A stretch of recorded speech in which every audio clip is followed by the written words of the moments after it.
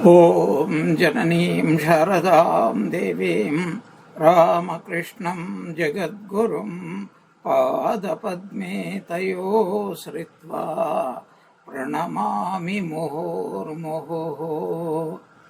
ॐ भद्रं कर्णेभिः शृणुयाम देवाः भद्रं पश्येमाक्षभिर्यजत्राः स्थिरैरङ्गैस्तुष्टुवागुंसस्तनूभिः यशेम देवहितं यदायुः।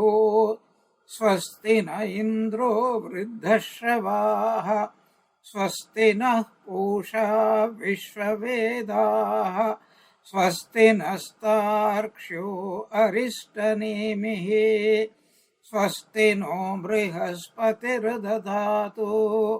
ॐ शान्ति शान्ति शान्तिः।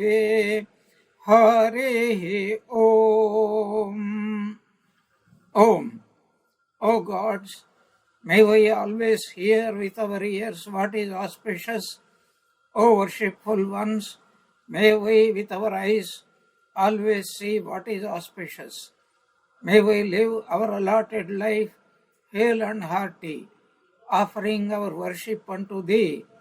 May Indra of ancient fame bestow auspiciousness on all of us. May the all-nourishing portion be propitious to all of us. May Garuda, the destroyer of all evil, be well disposed towards all of us. May Brihaspati ensure all our welfare.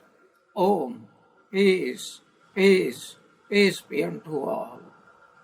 We have been discussing Gaudapada's famous conclusion, which is called Ajativada. This world is never born. Jiva is never born. Then why do we experience this one? Because of a special power called samruti or ignorance.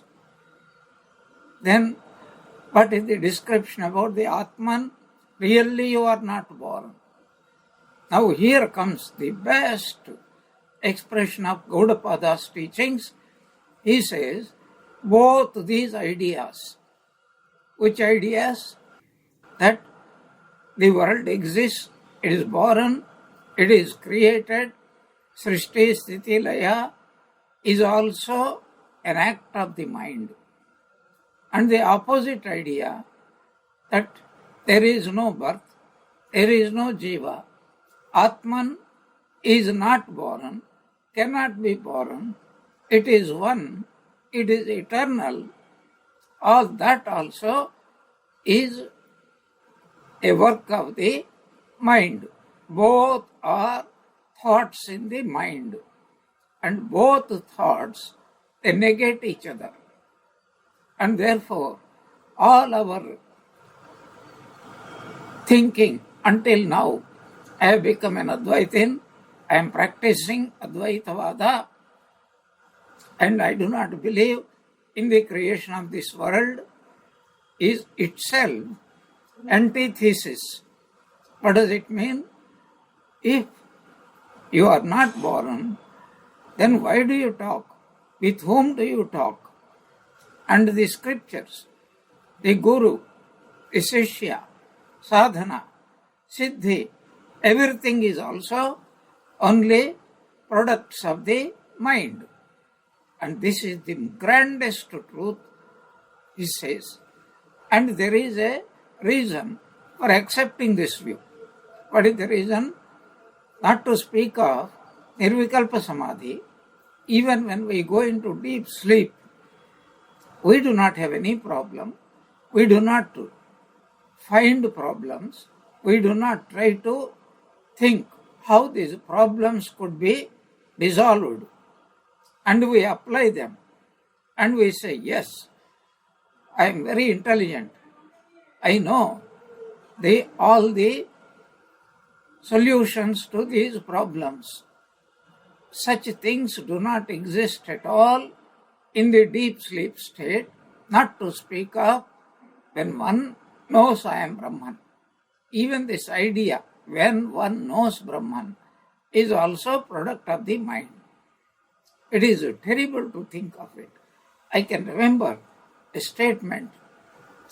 Once Sri Ramakrishna said that even Shukadeva, Shiva, Shukadeva, he just drank one handful of water of this Sachidananda, became unconscious. And Shiva, he just took one sip, one look, and he went into an ecstatic state. And Girish Babu was hearing this. And he closed his ears and said, "Sir, please do not tell anything more. My head is reeling." Of course, from our discussion point of view, that my head, I have a head and it is reeling, is also part of the productions of the thoughts only.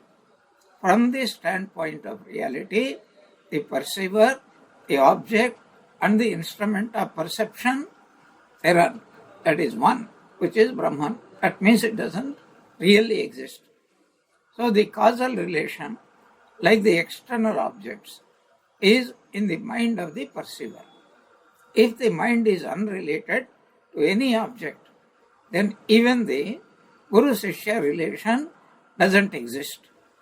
So this is the objection raised by Shankaracharya himself in the name of the opponent for the welfare of the disciple who is not bright enough to think about this objection. But it is so nice that this objection comes. And that is what he is replying. Yo asti kalpit samrutya paramarthena nastyasau paratantra abhisamrutya syat na asti paramarthataha.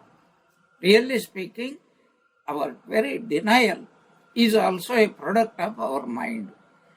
That there is this samsara, and I am in this samsara, and when I am attached, identified with body-mind, I am called a jiva, but the whole world, including me, are coming from Paramatma. He is the root cause. So he is the karta. Ishvara is the creator, preserver, and destroyer. Even these ideas are also completely figments of the brain, only imaginations of the brain. This is what he says. But why do then you want to teach this? Why do you even raise this point? Para tantra abhisamrutya. Because there are other schools, especially Vaiseshika. What do they say? Even every Dvaita school also, creation is real, sustenance is real, destruction is real, everything is real.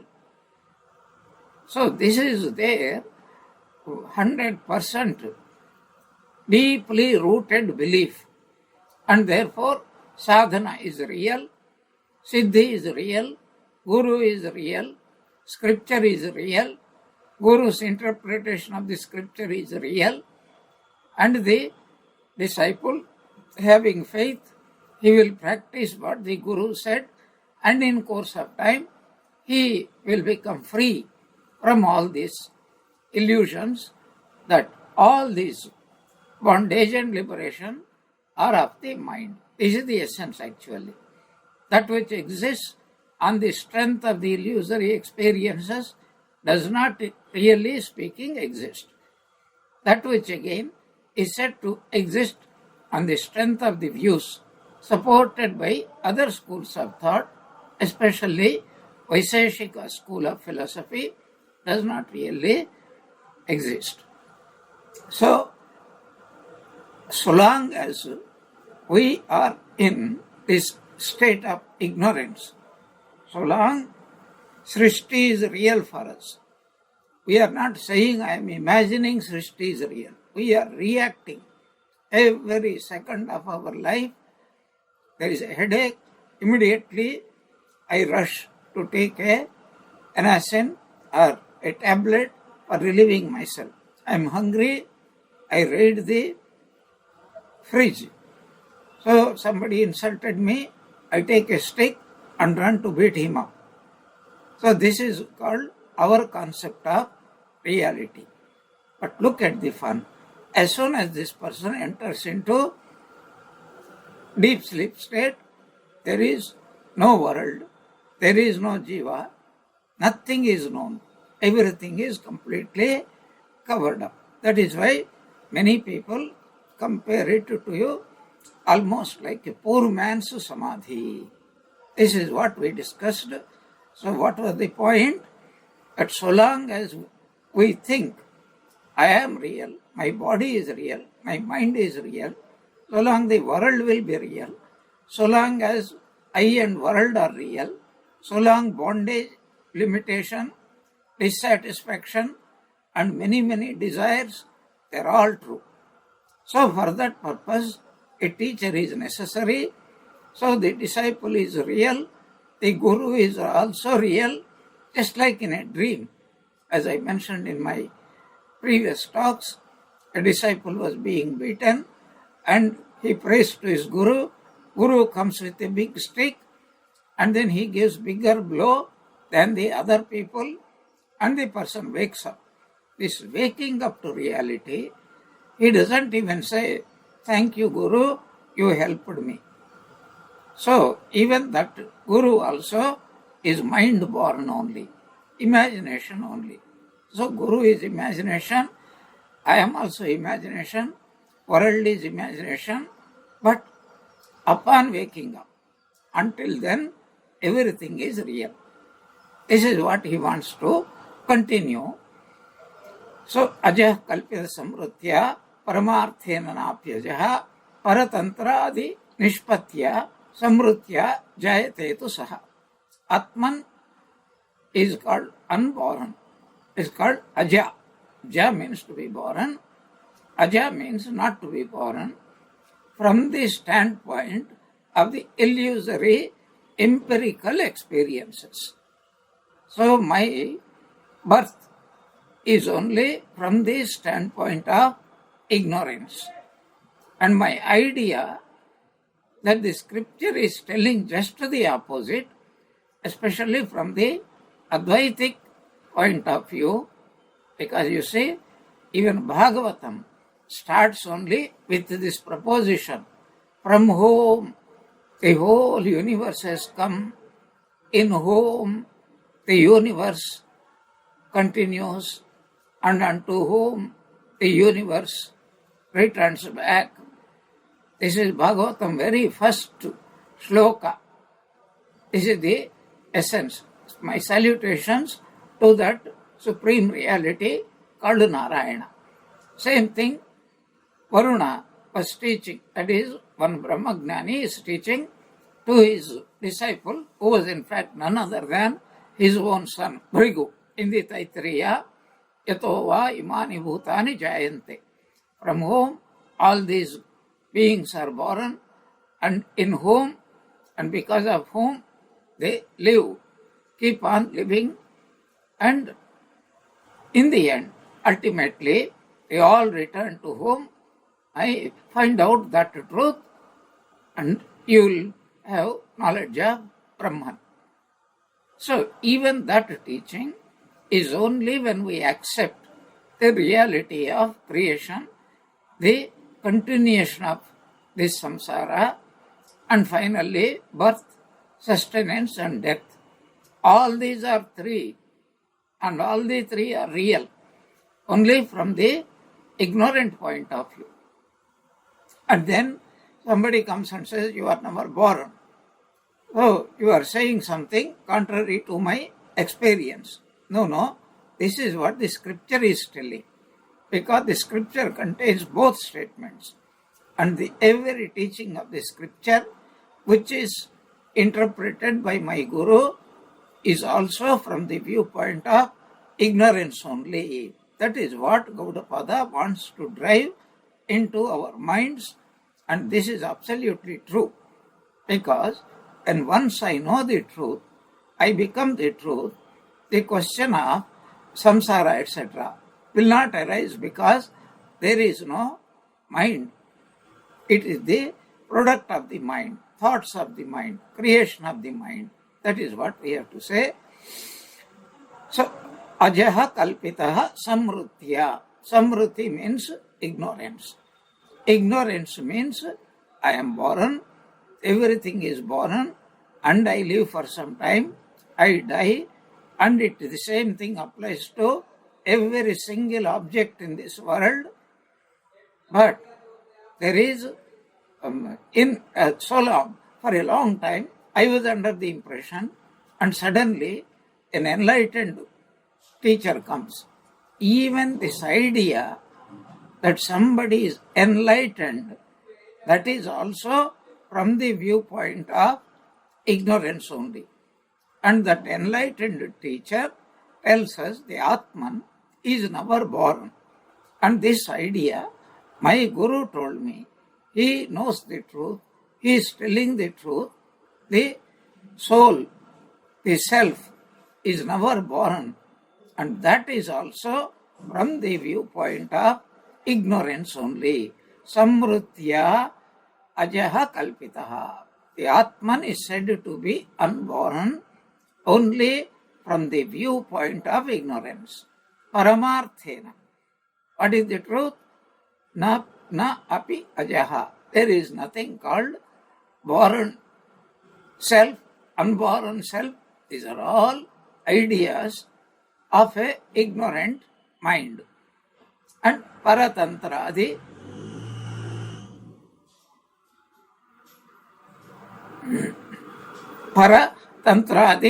nishpatya. From the viewpoint of paratantra means other types of thinking. That means other schools of philosophy. Samrutya jayate tu saha. Saha means that Atman, as if it is born. So not born, as if it is born. That is what most people think. What is the difference between Advaita and other schools of philosophy? Other schools of philosophy, they are convinced the world is real, it is born, and it is sustained, and it is going to disappear after some time as a universal fact and as an individual fact. I am also going to get liberation, and I also will be like this one. Will become one day, realize my Atman, and then I will realize I am never born. So both these ideas, that what others think, what Advaita Sadhaka thinks, both are products of the mind, thoughts of the mind only. This tremendous truth, the greatest, hardest truth to assimilate is told to us. Paratantradi nishpatya, because other schools of thought exist, in order to refute, to contradict them, Advaita Vedanta proposes there is no Atman, there is nothing is born, even that there is an Atman is also a thought of the mind. When we become really that reality, we are imagining, when I become that Atman, what do I experience? And that is what the scripture is forced to give us a description. Ajaha, nirvikalpaha, shashvataha, nityaha, sthanuhu, achalaha, etc., etc. So, Sri Shankaracharya, while commenting this particular, he says that there are so many Dvaitins, other schools of, other philosophers, other schools of philosophy declare that the creation is real. And what is Gaudapada saying? He doesn't deny this. So long as you are in ignorance, that is absolutely true. World is real, and you are real. Your body is real. Your mind is real, etc. This is a marvelous fact. We have to recognize the greatness of Advaita Vedanta and Gaudapada. My dear opponent, I am not saying that the world doesn't exist. So long as we have ignorance, the world cannot be denied. Worldly activity cannot be denied. And there is a certain way, even while dreaming. Beautiful example. Even while dreaming, so you have a choice that if you smile at everybody, and if you say thank you to everybody, and if you behave how we are supposed to behave so that others are pleased, they will not pick up quarrels with you. You will have a sweet dream. Oh, a man goes to a woman and say, I love you, marry me, otherwise I shall kill you. And she feels like killing him. But if he says, so nicely, I love you, I give up my life for you, and then there is a possibility that person also, she may not marry, but she will not also cherish terrible ideas of killing you, etc. So, whether it is waking state, dream state, there are certain rules of conduct. And even from ignorance point of view, if we follow those rules and regulations, then it is very helpful for all of us. This is what Shankaracharya Gaudapada says. So, unable to understand this truth, many people criticize Advaita, saying, oh, simply you go on repeating again and again this completely irrational statement, the world doesn't exist. Now we understand. So, Advaita Vedanta declares the world doesn't really exist. Only when the student is fit to hear that truth. Until that time, as the Mandukya Upanishad declares, every right that has been prescribed in the Karmakanda portion, Sarvam Etat Satyam, everything is real. You do is Putra Kameshti, and you get Putra, children. You perform this Dhana Kameshti, you get money. And this Ripu Nashana Kameshti, your enemies will be killed if you properly perform all these things, because this is the inevitable truth of karma. Right karma brings right results, and evil karma brings inevitably only evil result itself. But the same Mandukya Upanishad, having declared, says the Vedas do not stop here. You go a little bit further. Until you reach that borderland, everything about Karma Kanda is absolutely real. Only when you cross that borderland and you are eager to cross, you are eager to take to the higher path, then says, okay, that served its purpose. Now you don't need to do that.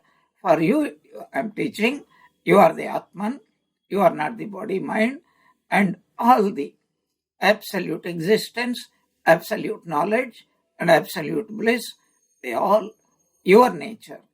In fact, you are trying to realize your own true nature, which you are not really aware of it. So this is the essence. Atman is said to be unborn in the scriptures when the student is ready for that truth. And when is he ready? When he becomes adhikari.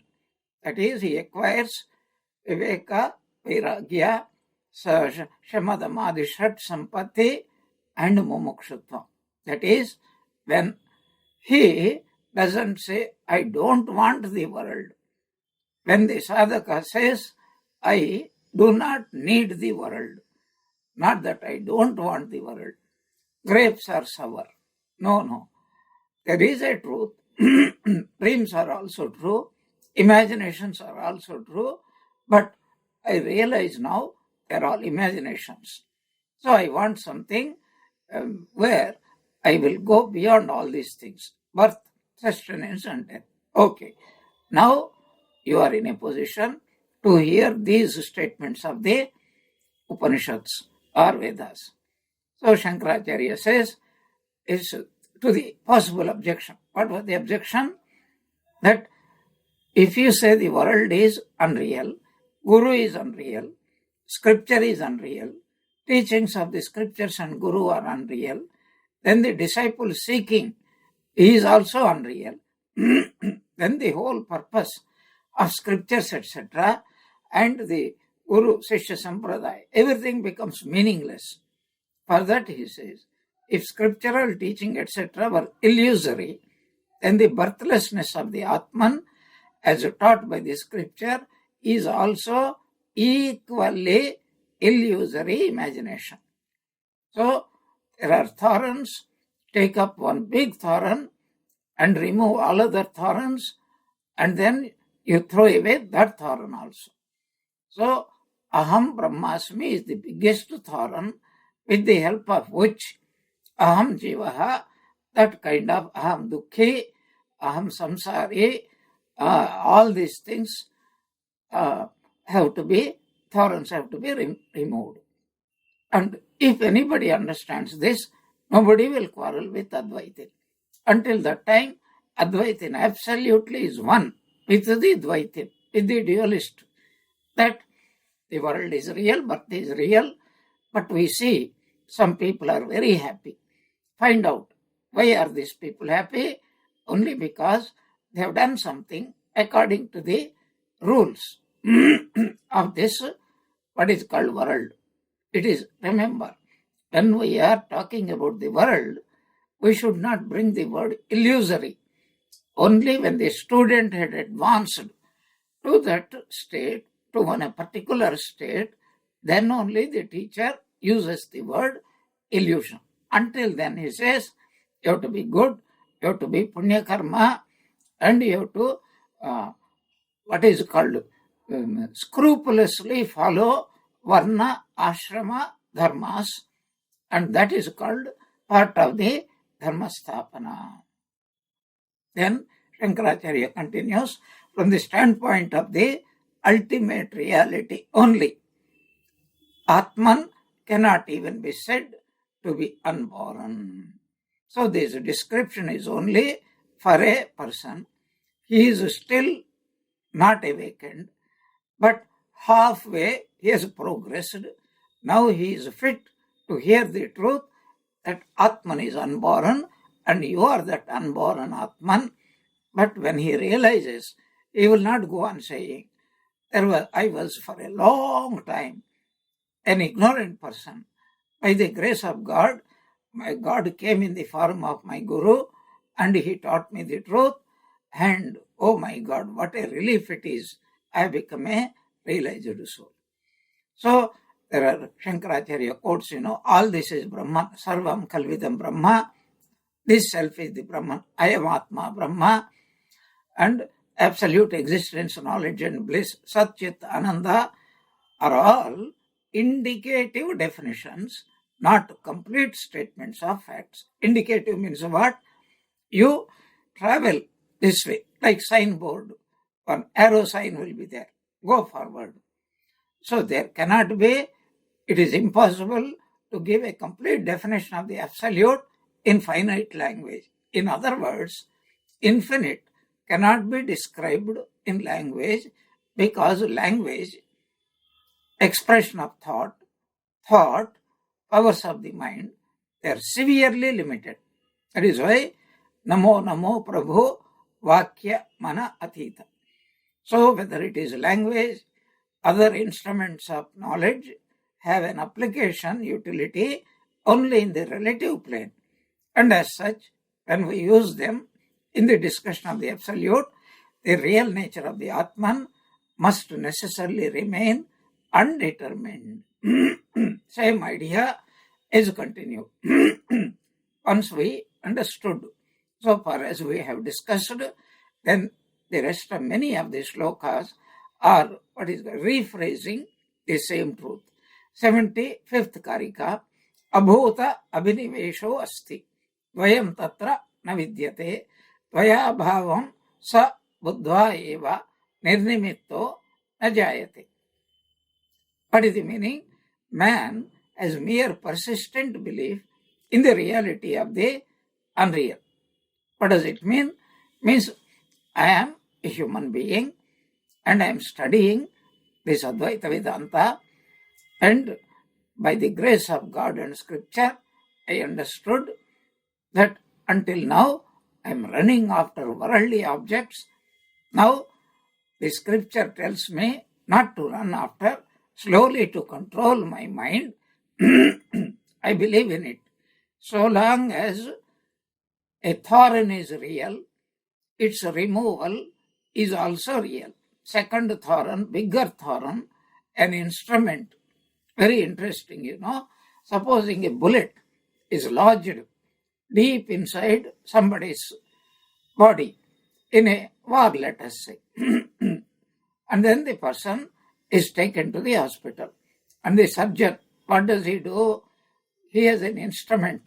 So there is a way to find out where exactly is the bullet embedded. So with the help of X-rays, he will mark, he will cut open that part of the body, and there is a plier. He takes that plier and extracts that bullet and then puts some antiseptic powder, etc., and sews the whole flesh, and after a few days the person will become free. And what is it this person has done? There was a smaller thorn in this person's body, only we call it bullet, and a surgeon takes a bigger thorn, which is called surgical instrument, and with that he removes. What does he do? Does he put that bigger thorn, a surgical instrument, in the body of the patient? Absolutely no. Both are taken away. The person is said there is no bullet and surgical instrument is not necessary. You go. This is precisely what the Gaudapada in this Mandukya Karika wants to tell us. So he is telling, so long as any one of us believe that this samsara is real, we are believing samsara is real. We are really idiots. Why? Because why is this word belief is used instead of the word real? So long as man knows this world to be real, because a definition of reality is given. What is it? Whatever is truth, it must be not under the thumb of 3 periods of time. So, Trikala Atitam Satyam Abaditam. Trikala Abaditam Satyam. Abaditam means what? That which doesn't exist in the past, present and future, that alone is defined. Now, what is our experience? We are experiencing the whole world. I am born. Well, okay. Or did you remain exactly the same baby? No.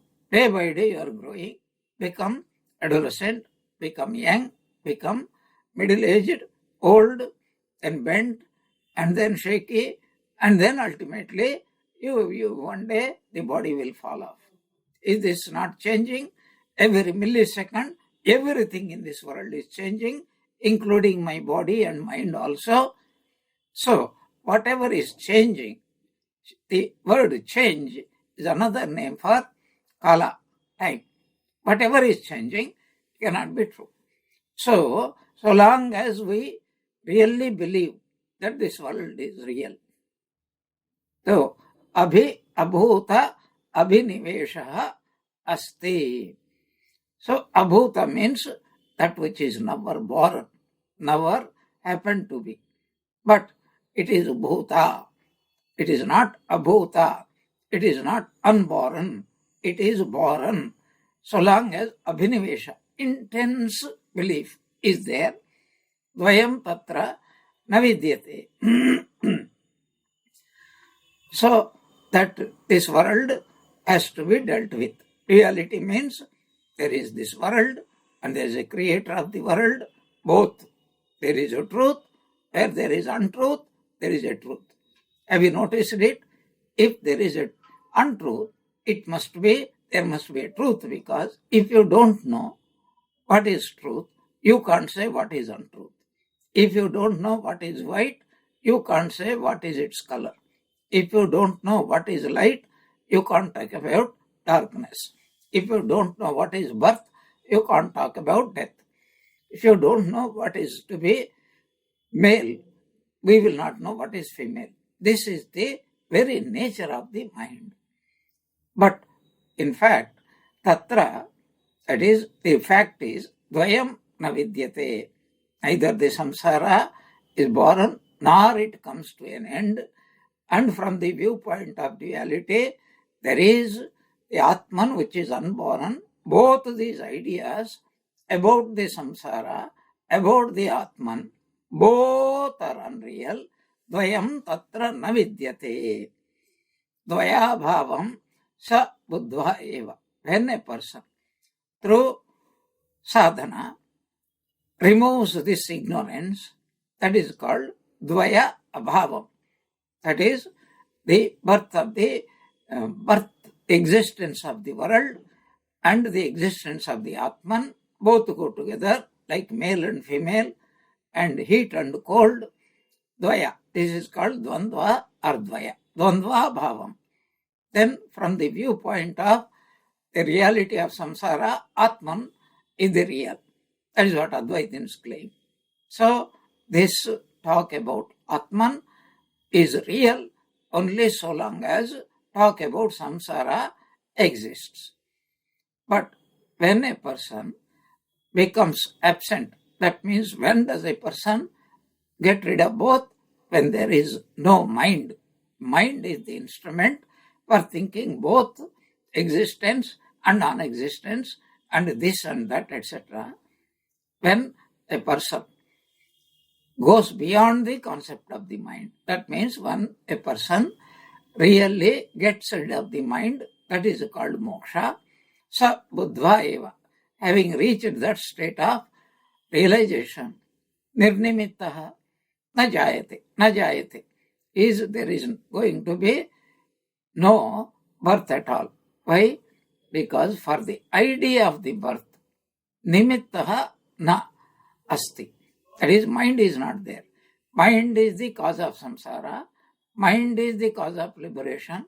When there is no mind, both bondage and liberation, those very ideas disappear totally. That is the essence of what Gaudapada wants to convey to us in this 75th. Abhuta abhiniveshaha asti. So long as there is this tremendous faith that this samsara, abhuta means that which is never born is born. So long as that faith is there, which is this world is real and I am part of the world. If the world is real, I am also real. Dvayam tatra navidyate. So from that viewpoint of view, the world is real, Atman is also real. But what is the truth? Tatra, when a person has a realization of the truth, dvayam navidyate. Both these fall. Either both of them persist or both of them disappear. Appearance of both, disappearance of both. Both are the works of the mind. So when a person reaches that nirnimitta, when there is no mind, there is no creator of samsara, there is no creator of bondage, there is no creator of dukkha. That is what he wants to tell. But then, again coming back, what is our condition? So we are all born. It's a persistent belief. And it is not merely born. Being born is not a problem. But being born under certain particular conditions, that is the problem. And that is said here, and we all accept it, and especially me. Go on talking about karma siddhanta. So here is a rich man. Why is a rich man? Because he did something in his previous birth. So I am accepting world is real. I have many births. Previously also I had a birth, but I was a good person and I believed in the scriptures. I performed good actions and as a result I accumulated a lot of punya, and as a result of punya in this birth, I got all the goodies of the world, best goodies of the world.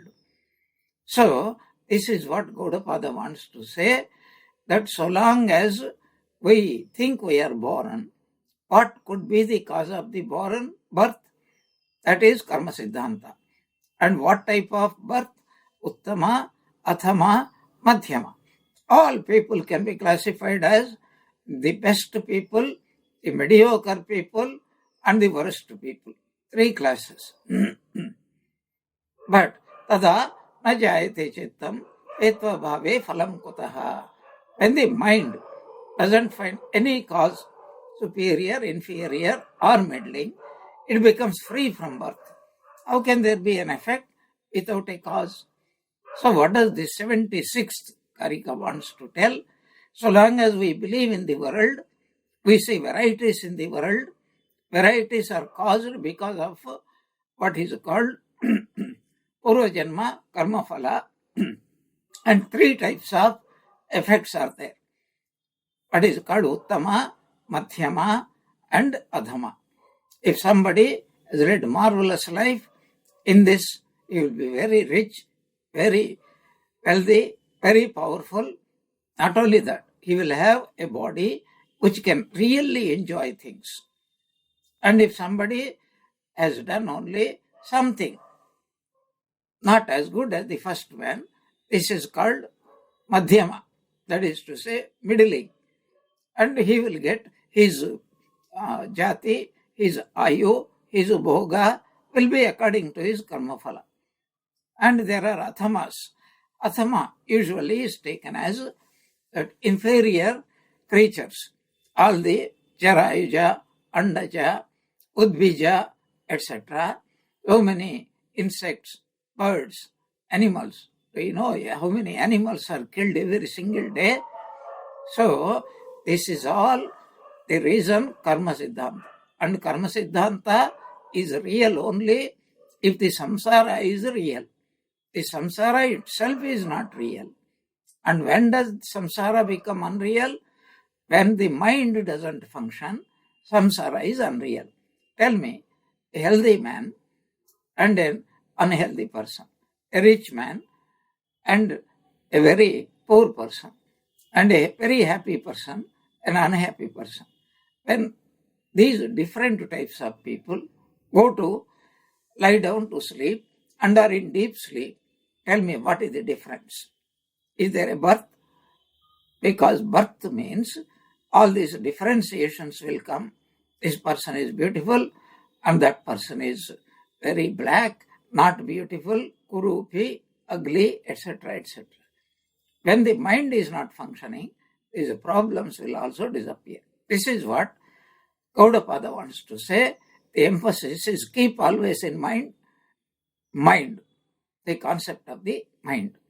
Yada, when this sadhaka, having advanced, hetun nalabhate, that is, I did great punya, I did somewhat punya, I did very little punya, so I was born like this. These are all creations of the mind. When the mind itself is not there, he doesn't find the reasons. Why am I unhappy? Because I have done lot of bad karma. Why am I so happy? Because I have done lot of punya. But when we are in deep sleep, such thoughts do not arise. So such a sadhaka, even while completely awake, he thinks these are all the products of the mind, thoughts of the mind. And mind is the cause both for the bondage and liberation. So when this person doesn't find mind itself, that mind is the cause for creating all this faith in karma phala and non-belief in God, non-belief in previous births, future births, etc. Everything is the play of the mind. When the mind itself is not there, he cannot find any reasons.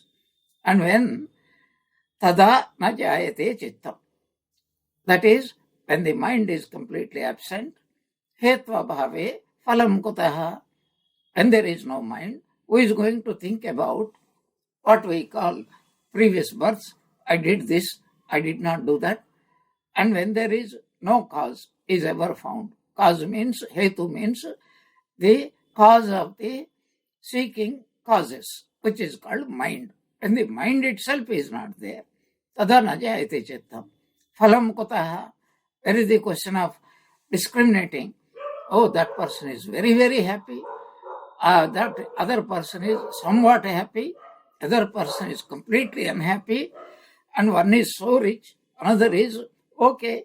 Another is absolute rich. Very miserable person. All these ideas will disappear when once the mind is transcended. Transcended means what? It doesn't even exist. So, this particular belief is according to Mimamsakas. Mimamsakas are the worshippers of or believers in Karma Kanda. Karma Kanda, you do this karma, you get this result. Good karma, good result. Bad karma, bad result. Very good karma, very good result. Very bad karma, very bad result. Middling karma, middling result. So, good or bad. It is to refute the human mind, which is nothing but a bundle of impressions gathered during an individual's pilgrimage in life, is controlled by his superior, inferior, or middle types of actions. Marvelous truth. If I am a poor man, I'll be struggling one way. I am a slightly better person, my struggle will be in a different way.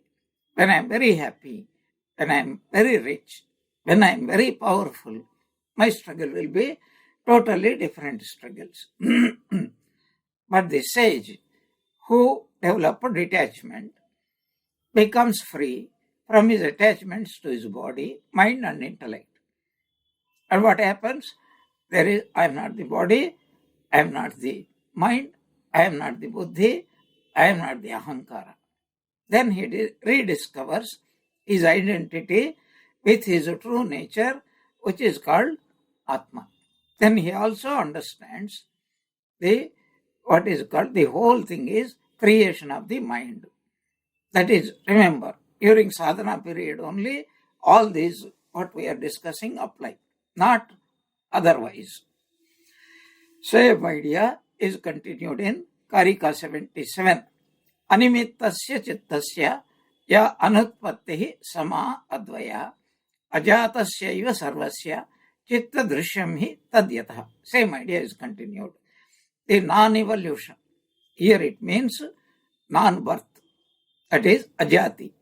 That is, the world doesn't exist. Therefore, I was never born because the world is never born. If I think I am born, simultaneously the world is also born. Nanatva, manifoldness. They come together, go together. So, I am one of the manifoldness. So, when there is no nimitta, nimitta means mind. Animittasya chittasya ya anutpattihi. So, when we succeed what Patanjali calls chitta vritti nirodha, that is called here animittasya chittasya, then what happens? Anutpattihi. Utpatti means creation. Anutpatti means non-creation. Non-creation means I realize I am Purusha, I am Brahman, I am Atman. And what is the nature of that Atman? Sama, it Advaya. Advaya means non-dual. Sama, and it becomes permanent. Remember, even this Sama and Advaya are also descriptions. Descriptions because they are thoughts in the mind of Gaudapada. They would be the thoughts in every sadhaka's mind. Now I have become one with Atman. I have nothing to do with this world. And therefore, I will forever abide in this state. All these descriptions, and I am one without a second. All these are only, again, products of the mind. That is why that marvelous statement, yato vacho nivartante aprapya manasa saha. So, ajatasya iva sarvasya chitta drishyam hi tadyata. When a person knows, I am the Atman, so to speak, from the human description point of view, he discovers something marvelous, wonderful. What is that discovery? Not only I am the Atman, but sarvasya ajatasya eva. Everything is unborn only. That means the whole world. That means what until now I am considering as the world is none other than me. There is only one Brahman, and that Brahman is non-dual, and that will persist. And what about all this world, etc.? Chitta drishyam hi tad yataha. Because it's all creation of the mind. Chitta drishyam means what? The imaginations of the mind. Tad yataha. Sarvasya ajatihi. The non-evolution of the state of knowledge of the mind, which is unborn and free from causal relation, is absolute and constant. What does it mean? Once a person reaches that state of mind, then it will not fall down. It will realize I am pure and I am absolutely eternal.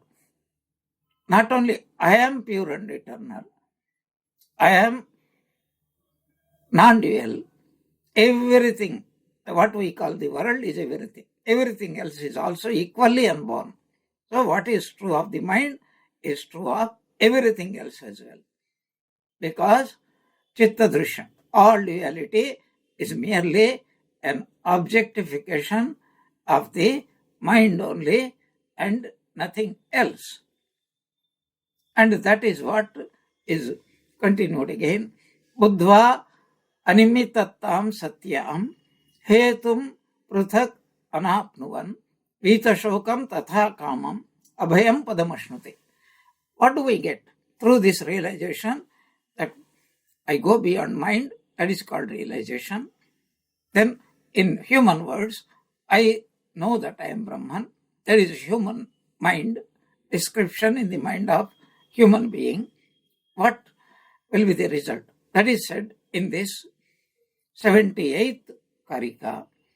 Having realized the absence of causality as the ultimate truth, and also not finding any other cause for birth, such a sadhaka attains to that state of liberation which is free from grief, desire and fear. And this is beautifully expressed in the Mandukya Upanishad. Vidyate hridaya grandhi siddhyante sarva samshayaha kshiyante cha asya karmani tasmin drishte paravari. When a person knows I am the Atman, then all the knots of the heart are cut asunder, all the karmas will become completely karma phala, everything. Because as soon as a person wakes up, all that he was experiencing, good or evil, everything disappears. Not only the bad, but good also disappears. And if there are any doubts, because I am experiencing directly what I am, if any lingering doubt is there, that also is totally destroyed. So this is the highest result a person will get. What is the result? Buddhva animittata. There is no cause for this creation. Satyam hetum prithak na apnuvan. And not finding any other real cause for rebirth, etc. Then he becomes what? That means he becomes Brahman. Pita shokam, devoid of any sorrow. Tatha kamam. And when there is no desire. And when is there no desire? When there is absolutely no feeling, I lack something. I am apurnaha. I am purnaha. I am full. I am infinite. There is nothing else other than me. And we realize there is no object to desire and there is no dissatisfaction. Abhayam padam ashnute. A person attains to that state which is said abhayam, fearlessness. Padam ashnute. Having thus realized absence of causality as the ultimate truth, also not finding any other cause for birth, one attains to that state of liberation which is free from grief, desire and fear. Remember, even this description is from the viewpoint of what is called mind only, beautiful verse. We will discuss about it in our next class. Om Jananim Sharadam Devim Ramakrishnam Jagadgurum Padapadme Tayo Sritva Pranamami Muhurmuhu. May Ramakrishna, Holy Mother, and Swami Vivekananda bless us all with bhakti. Hey Ramakrishna.